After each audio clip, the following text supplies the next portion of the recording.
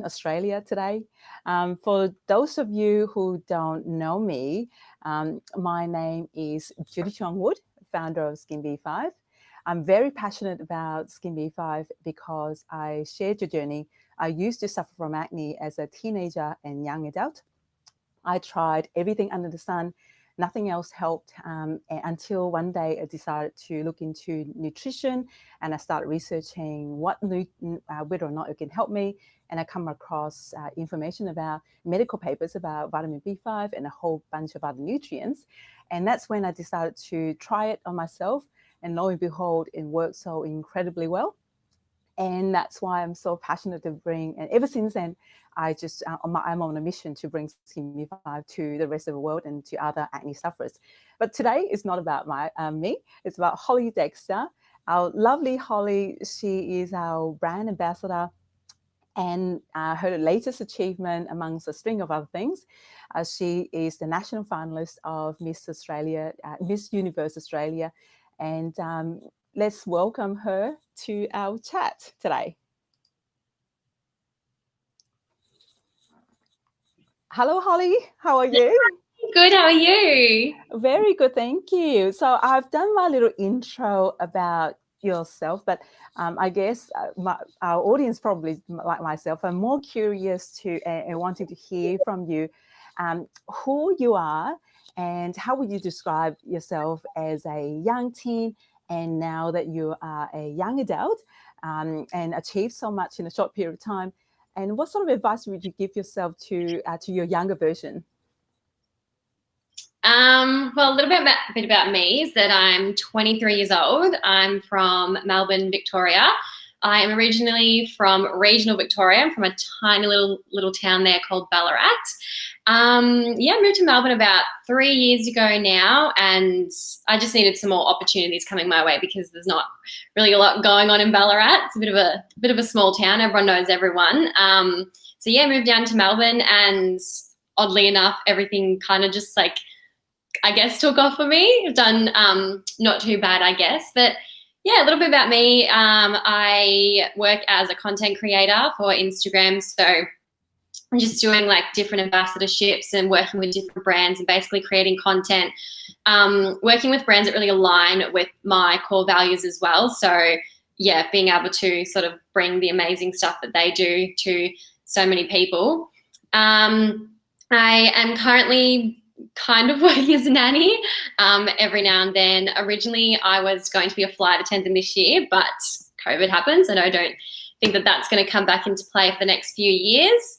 Next year, I actually start studying nursing, though, so that will be a fun little experience, I guess. Very different from what I'm used to, but I'm super excited about that. I've studied early childhood, fashion design. I think that's all I've done so far. Oh, you've done so much in that space. I think when I was 23, I think all I've done was just probably went through high school, changed a few schools, and went to uni, and that's about it. I haven't done as much as you do. And for those of you who haven't read our Holly's blog, I highly recommend it. When I read Holly's heartfelt story, I gave you the goosebumps. I really admire her as a young person. She's done so much, but more importantly is your resilience and your ability to, I guess, be vulnerable and share yourself to the world. It's really something that the world needs, so they can have a bit more self-belief and do the harder stuff. So joining Miss Universe Australia, it must take a lot of your courage, and become the national finalist too. It's such a big achievement. So perhaps you could share with us, how do you find the self-confidence to do it? And do you have some sort of strategy? So for me, I think having been a dancer for majority of my life and just always being up on stage, I think I was very used to sort of putting myself out there. It's so weird, but it's almost like being able to get up in front of people and do something. It was just something that I was so used to, and I was never shy about that. So I guess that sort of has always helped me in what I'm doing. But pretty much I had become really interested in Miss Universe back in 2012, I think, when there was a gorgeous girl named Olivia Colpo who won it. She won the international one back then. And I was just watching her interviews, and she was so much, like, we shared so many similarities. Like, she was an advocate for breast cancer awareness. She was just so bright and bubbly. She was so funny. She just like didn't take herself seriously at all. And that was kind of, it was something that like I wanted to be. I wanted to be able to do that for other people. Like, she just gave me this amazing feeling, and I just wanted to be able to give that feeling to other people as well. So it was sort of something that like I've always just been interested in. And then it wasn't until 2 or 3 years ago when my housemate at the time, she was working with one of the brands that was actually sponsoring Miss Universe Australia. And she pretty much just encouraged me to do it. And then the next year I applied, and I was so happy I made it into the state finals of Victoria. It was super exciting. It was such a great experience, but I didn't make it as a national finalist that year. So I pretty much was like, my Miss Universe journey isn't over. Like, it's my goal to make it as a national finalist. Like, that's all I want to do. And then so I applied the year after, so this year, and I didn't make it through again, which was just like, I was definitely very disappointed because I just put so much pressure on myself, and it was something that I wanted so badly that I just was like super upset when I didn't get it. But then the wildcard positions came out, and I was super lucky to get the first one. And then, yeah, that's basically it. Had the national finals a few weeks ago, and it was just an amazing experience. And yeah, I think I'll definitely probably do it again. Might have a year off, but I think I'll definitely be back to do it again, because it's amazing how much experience you actually get from it, how much your confidence builds, just how much you learn about working with brands, public speaking, your purpose in life, what you want to do, like where you want to go. It just really helps you on your journey. So loved it. Like I said before, I'm completely amazed how much you have done in just a space of, obviously, even this year, you managed to do all that, squeeze it all in. So, a lot of the time, a lot of people have stage fright, but I myself too. When you go on public speaking, like you feel very nervous, and obviously, when you're nervous, you tend to say the wrong thing, miss your point. So, what sort of strategy do you have to kind of calm yourself down and put yourself in that kind of space where you can be yourself and be authentic at the same time? Yeah, it's so weird, but I don't really get nervous when it comes to going on stage. And like I've done public speaking where I've spoken to schools and stuff in front of like hundreds of people, and it just never really makes me nervous. I don't know, it's just so strange. I think it's the fact that I have been doing dancing and been up on stage in front of people since I was pretty much 3 years old, that I just built up this like resilience to it, where it's just like, it's like second nature to me. It just feels so comfortable and everything. So yeah, it's so weird. I just don't get nervous with things like that. And some people think it's crazy too, because it's like so many people get nervous, getting up and like doing something in front of heaps of people, but not me. I'm just like, nah, that's just like a walk in the park. Yeah, but that's actually a very interesting point, because that I quite often even say to my 6-year-old daughter, I on purpose take her to she learns piano, and every time they have like even a mini concert within her own group of piano teacher student, I get her to go, and like I said to her, I said, if you don't want to do it, obviously we're not going to force you, but it's my way of training her just be confident. And I think do it sometimes, just I guess, stop thinking about you can't do it and just get on with it and do it. That will also basically what you've done. You've pretty much over time you build up a level of self-confidence that it becomes second nature to you over time. So that is actually a strategy itself. Just go and do stuff. Oh yeah, I think it's like, I would recommend anyone put their kids in some sort of activity where they have to put themselves out there, because it just like builds you up to like this and everything. And I don't know, I guess I've always sort of had the mentality of where I don't necessarily care what people think. And so many people ask me this too, that want to start doing like influencing or like Instagram stuff, and they just ask you like how to do it. And it's like, well, for starters, like you just got to get into the habit of not actually caring what people think of you if you do something. I've literally always go by the mantra those that matter don't mind, and those that mind don't matter. So yeah, it's just Yeah, especially obviously in modern day and age, like you open yourself, especially being an influencer, you pretty much put yourself out there to both, criticism and your praises. So it is actually important to have that resilience to be able to, I guess, even if you hear about negativity, to actually just look over it and keep on doing yourself, your best self. definitely. Yeah, so a lot of audience here today would be interested in skincare. So, tell us, when you're having skin problems, how does it actually affect your skin confidence? It definitely does. It actually really affects my confidence, because I think, the face is like the first thing that people look at.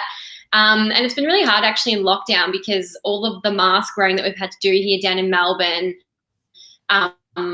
has it did really affect my skin in the beginning, where I was just getting like breakouts on my chin, and I do suffer from eczema as well. So even the heat and the friction from like the masks and stuff was just creating like so much eczema on my face and everything.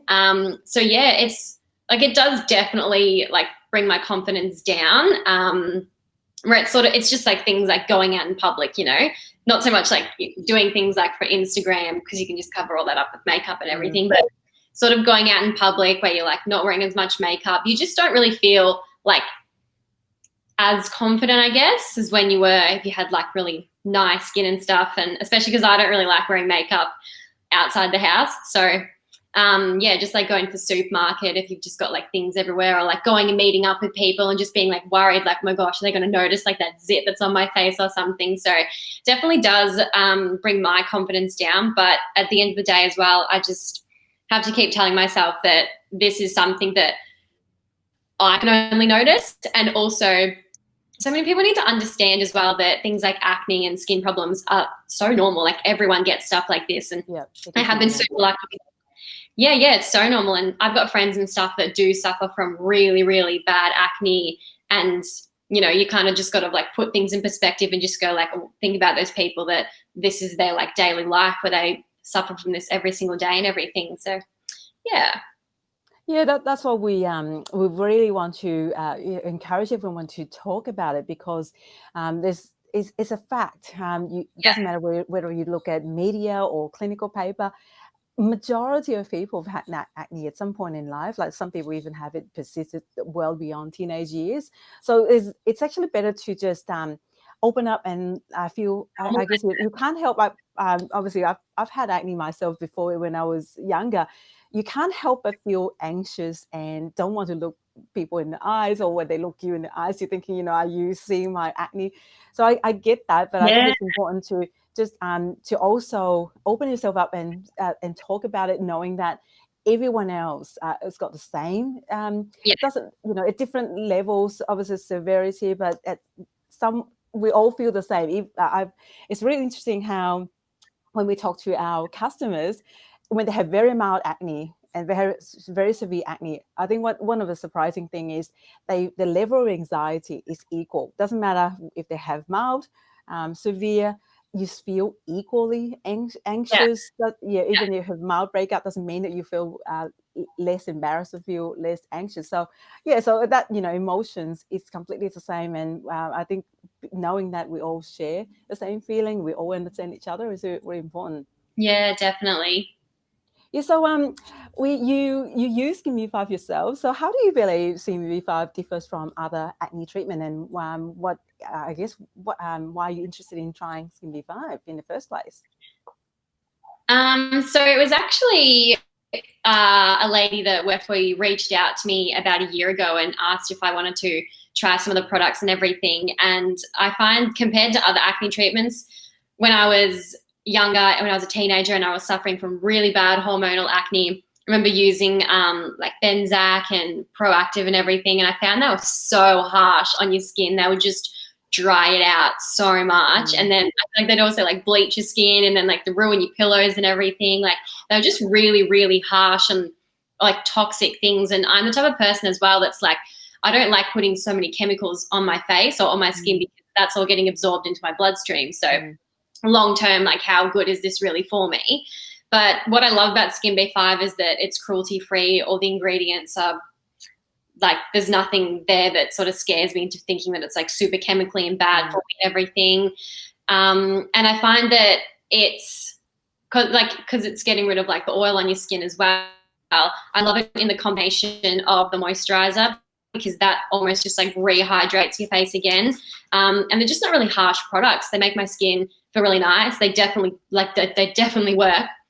And yeah, I love it in the combination of taking the supplements and then the booster powder as well. So it's sort of like you're also incorporating some vitamins and some health foods into it, because our skin does start from like our gut. So what we do eat is also reflected from our skin as well. So I love that Skin B5 is actually not just putting this preventer, which is the skincare, it's also sort of going a little bit that deeper level and also working out how we can fix it with like foods and everything. Yeah, it's believe it or not, when I was younger, before I even think about using nutrition to treat my acne, because you're conditioned to think it's all your skin, you need to burn the hell out of your skin to kill the bacteria. That's how people conditioned to think, and obviously I was also conditioned that way. And I didn't believe in supplements. I thought, I eat very healthy, and because I was brought in a family where nutrition and health is always the center of our values, because your food is not just about making you, obviously filling you up, but also is to nourish and improve your health.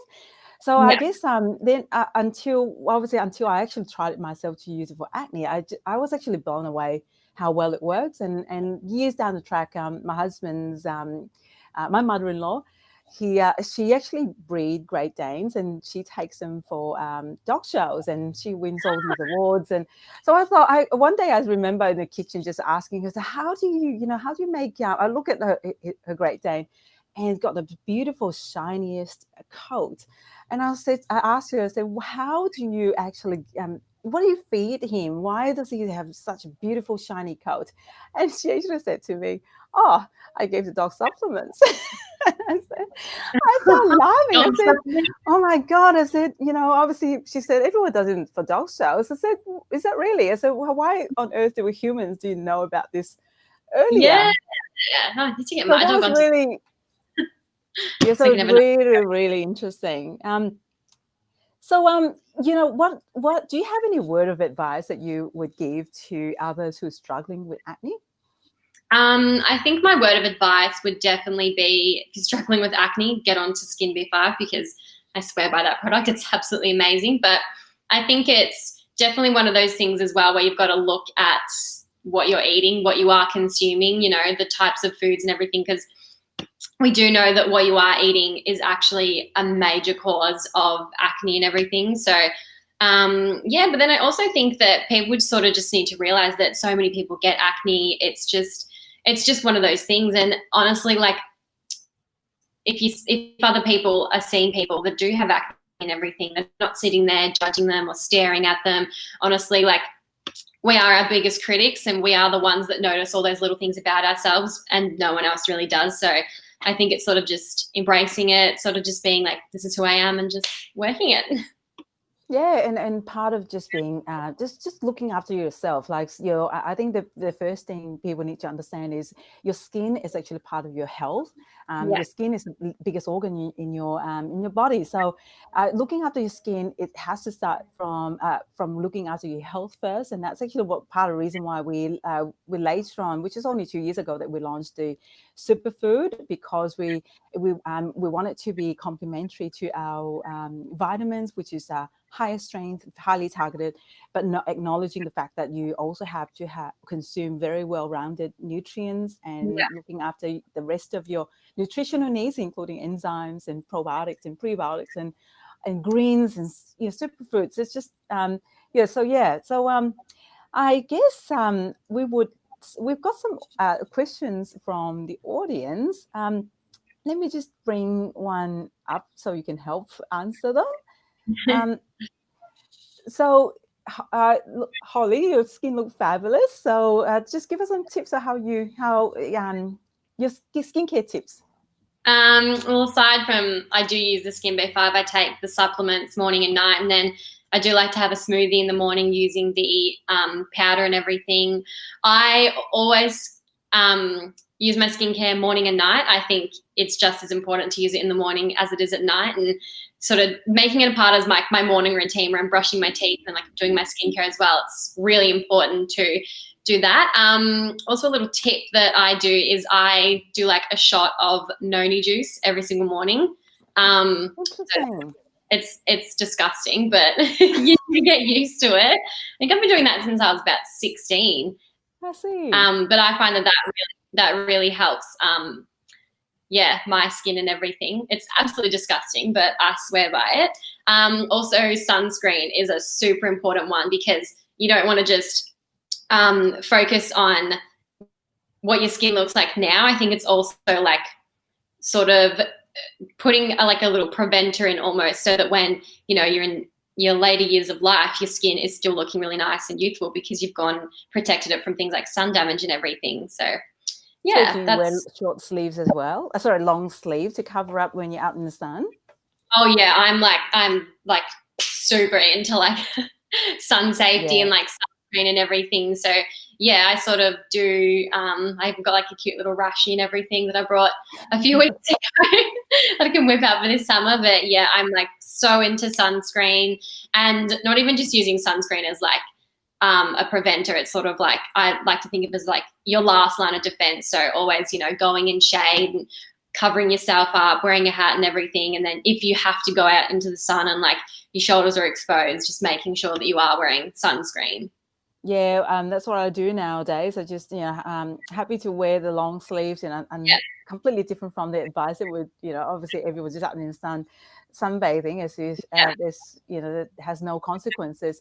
So do you actually, tell me, do you use things like scrubs, toners at all? Yeah, so I use the ordinary products. I use a niacinamide, hyaluronic acid, I use a retinol, and then I also use an AHA and BHA it's kind of like a toner from Dermalogica. So yeah, I do like sort of incorporate the different sort of like those chemicals that your skin sort of needs to like work for like different things. So like hyaluronic acid to hydrate your skin, for instance, and then like niacinamide to sort of like reduce your pore sizes and things like that. So yeah, I've just gotten really into skincare. I found during lockdown, it's always like just like taking off on this little hobby. Yeah, so when someone's having breakout, we obviously will tell them just be.